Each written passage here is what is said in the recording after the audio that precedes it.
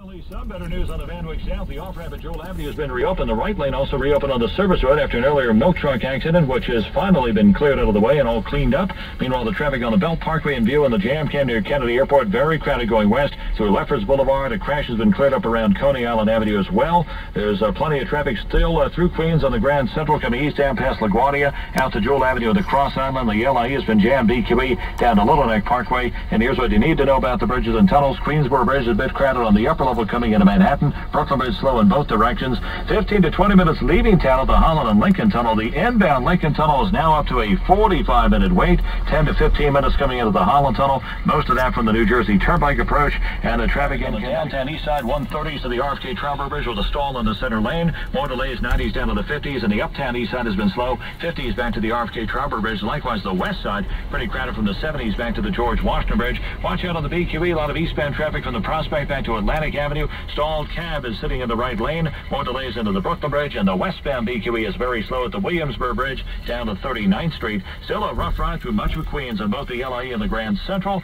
And to the north of town, Connecticut Turnpike slow at exit 13 through 17 with a crash in Westport, the Merritt Parkway, and northbound accident in the Norwalk area. Well, we're less than 3 hours now from a major construction project that's going to start tonight at 9 o'clock on the Newark Bay extension of the New Jersey Turnpike, where just a shoulder will get through from New Jersey Avenue through 14C, starting at 9 tonight, running until 7 Monday morning. So coming out of the Holland Tunnel back to the Jersey side, you want to divert to 109 rather than the Turnpike during that time. Traffic on the east side of town from the 130s down to the RFK Trauber Bridge with a stalled car. More delays down to the 50s. The uptown east side is heavy from the 50s to the RFK Trauber Bridge. The west side from the 70s on up. Cross Bronx getting clobbered from the Bruckner to the George Washington Bridge. Deegan has delays coming up from Yankee Stadium. Stalled taxi cab on the BQE east over by Atlantic Avenue in the right lane. And with police activity going on, Rogers Avenue north, a place to avoid between Lennox Road and Linden Boulevard. That has been closed off. Southern State still jammed heading east down towards Belmore Road. An accident has been cleared.